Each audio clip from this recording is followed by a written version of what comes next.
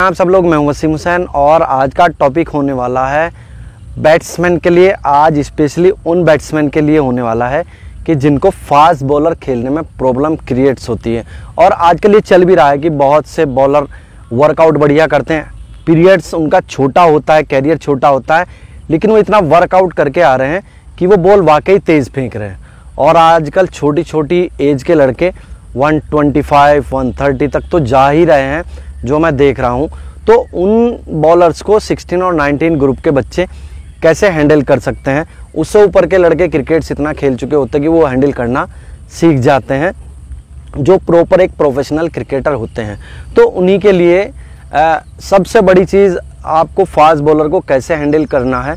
तो एक तो आपकी स्किल्स होती है, गॉड गिफ्टेड होती है कि आपको फास्ट बॉलर खेलने में मज़ा आता है और आप खेल लेते हैं। दूसरी चीज़ आती है आपको कि आप कैसे रेडी हो सकते हैं कि फास्ट बॉलर को कैसे खेलना है। तो उसके लिए बहुत ही इंपॉर्टेंट चीज़ होता है आपका ट्रिगर मूवमेंट। इसके लिए मैंने आपको वीडियोस भी डाल चुका हूं, आप जाके देख सकते हैं, उसका मैं लिंक भी आपको डाल दूंगा। लेकिन ट्रिगर मूवमेंट कितने टाइप्स के होते हैं?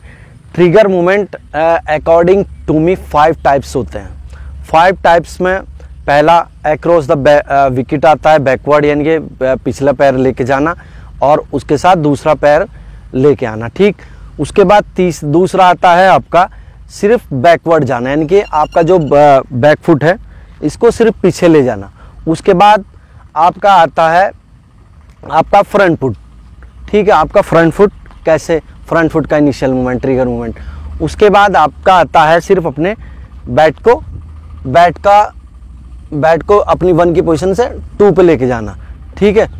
और लास्ट में जो एक सबसे ज़्यादा इनिशियल मूवमेंट यानी कि ट्रिगर मूवमेंट है, उसको बोलते हैं सफल होना। सफल होके खेलना, यानी कि आप खड़े होंगे, आप ऐसे चल के विकेट पे चले जाएंगे, दोनों पैर। उसमें आपका कोई पैर ऐसे वैसे नहीं आता, इनके सामने नहीं आता। उसमें क्या होता है कि आप ऐसे चल के चले जाएंगे विकेट के ऊपर, यानी कि लेग स्टंप के बाहर खड़े होते हैं, आप लेग और मिडिल के बीच जाके खड़े हो जाते हैं, ठीक है। तो ये 5 टाइप के आपके ट्रिगर मूवमेंट होते हैं। पहला मैंने आपको बताया अक्रॉस बैकवर्ड विकेट, तो उसी के बारे में पहले बात करेंगे, उसका फ़ायदा और उसका नुकसान। पहले फ़ायदे की बात करेंगे। फ़ायदा ये कि जब आपको जाना कैसे, पहले तरीका बता देता हूँ आपको। तरीका आपका ये कि आपको क्या करना है, ये नॉर्मल जब बॉलर अपना होल्ड करे और उसका इम्पल्स स्ट्राइड कंप्लीट होने वाला हो और वो बॉल पाए, तो आप ये बैकवर्ड जो आपका पैर है, ये आप अपना लेग स्टंप के तरफ लेके जाएंगे, यानी कि लेग स्टंप और मिडिल के बीच की जो छोटी सी जगह होती है, वहाँ पे ये आपका पैर जाना चाहिए।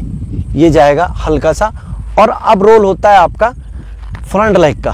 फ्रंट लेग यानी कि आपका अब आना चाहिए सीधा, ठीक है। अब यहाँ से सीधा आएगा। ये तो हुआ, यानी कि अब मैं रेडी हूँ और मुझे पता है कि मैं कौन से विकेट के ऊपर खड़ा हूँ, यानी कि मैं लेग स्टंप और मिडिल के बीच जो हल्की सी जगह होती है, मैं उसके पास खड़ा हूँ और अब मैं यहाँ से रेडी हूँ बॉल को खेलने के लिए। ये तो हो गया मेरा पॉजिटिव चीज़, यानी कि एडवांटेज के, यानी कि अब कितना भी तेज़ बॉल आएगा मैं रेडी हूँ बॉल को खेलने के लिए, ठीक। लेकिन इसका डिसएडवांटेज क्या होता है? डिसएडवांटेज ये है कि जो बिगिनर्स 19-16 ग्रुप हैं, वो जब अक्रॉस द विकेट जाते हैं तो वो अपना अलाइनमेंट खो देते हैं। तो जब भी आप कोई भी ट्रिगर मूवमेंट लें, तो आपका जो शोल्डर, एल्बो, हेड, ये तीनों चीज़ एक लाइन में होना चाहिए।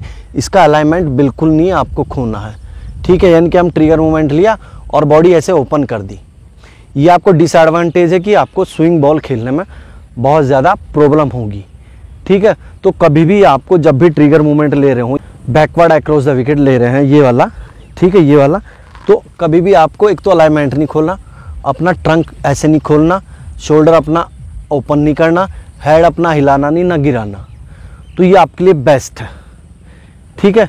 और जब आप इस लाइन में आएंगे तो आपको इजी तरीके से, आप देख रहे हैं, तो आप बॉल को लीव भी कर सकते हैं, अंदर आ रही तो उसको ऑन ड्राइव, स्ट्रेट ड्राइव मार सकते हैं, एक बढ़िया सा डिफेंस भी कर सकते हैं। तो ये आपके लिए बहुत ज़्यादा एडवांटेज है आपके trigger movement across the wicket जाने के लिए, बैकवर्ड अक्रॉस द विकेट पर जाने के लिए।